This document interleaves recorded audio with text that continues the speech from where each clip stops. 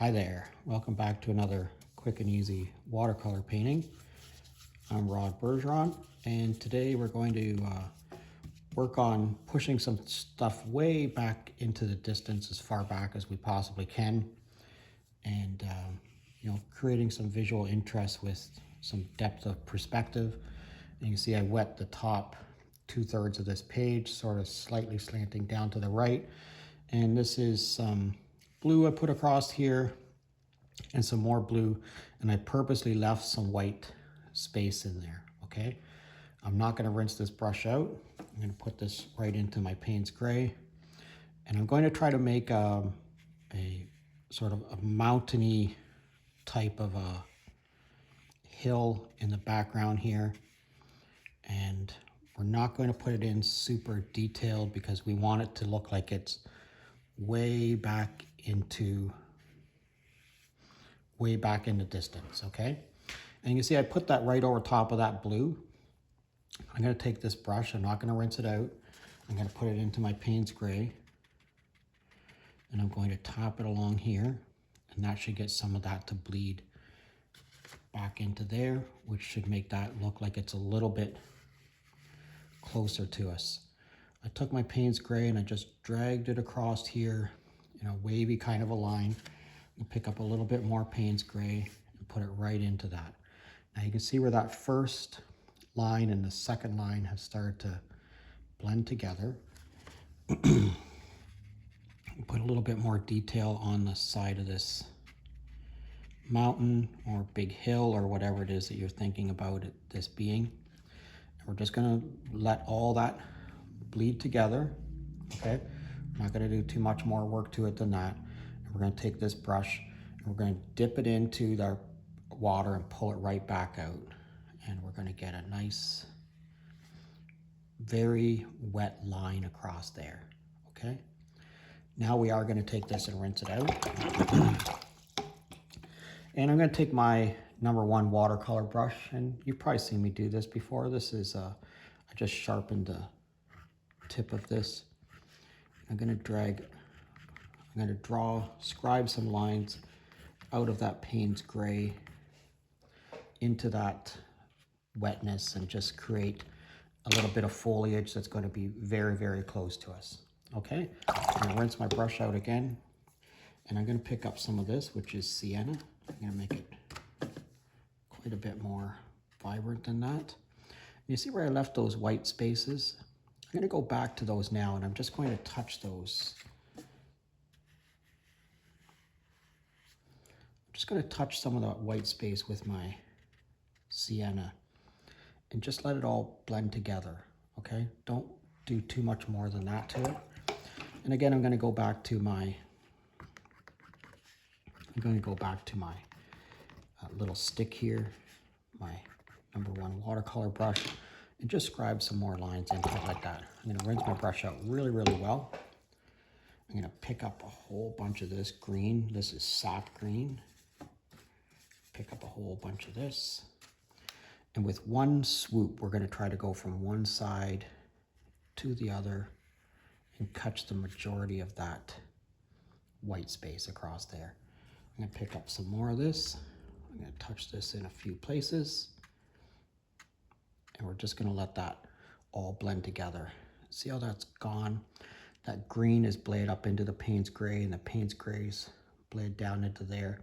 You're getting some really interesting color mixing going across there. I'm going to pick up some more green, much more saturated green.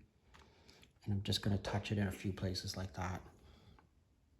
And you can see how we're getting all this nice bleeding going across there. All right, that really intensified that field.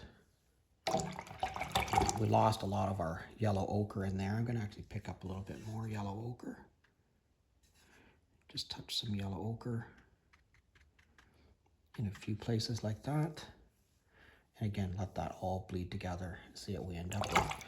This is a little bit of a big puddle right here. And you can see how some of that's starting to bleed down into that. That's perfectly fine if you wanted it like that, but that's not really what I'm looking for. So I wet this brush and then I dried it off, and I'm just going to touch it like this. This would be called a thirsty brush. And then rinse it off again, and then squeeze the water off with your finger.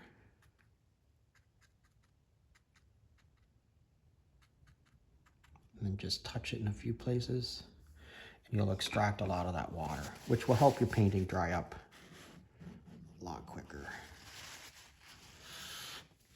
Okay, and we're just drying the edges up with a piece of paper towel. One last thing, I have my little bag of salt here.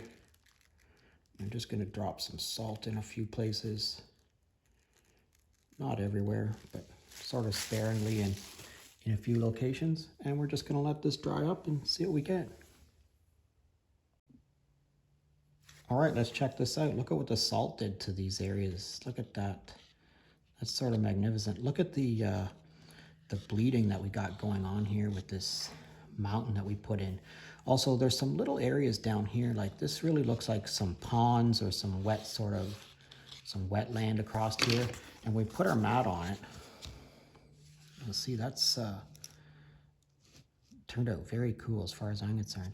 I love the sky too. You see what happens when you put when you use wet and then you put a blue line and you leave the space, you really end up with some interesting clouds or some interesting sky formations.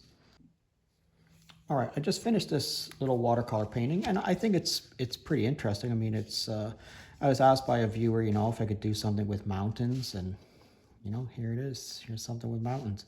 But I wonder about adding some brush in here. Or if we can add some longer grass across here. Also, I thought this sort of looked like a wetland. So what happens if we make some bulrushes across here? Make this into sort of a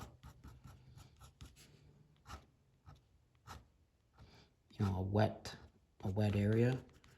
Put some more grass across there. Down here also, I think we could make some of this into some much longer grass. I think that's a pretty cool little painting. I always like the addition of black pen. I think it's underrated in watercolor and all art in general. It takes a little bit of getting used to using a black pen because there's no erasing or anything. What happens when we put this on here? Yeah, you see that's cut the top of the mountain off there to add some more foreground. Cut off the foreground, whatever it might be. Yeah, let me know what you think of it. Let me know what you think about drawing with a black pen too, because it's not easy and it's not for everybody. I'm gonna put my name on there, my initials on there. As always, the links to everything that I use are in the description. So if you're looking for, the Sennelier paint or flat brushes or pens, whatever, you can use my Amazon links. I would greatly appreciate it. Thanks a lot for watching, and I'll see you again soon.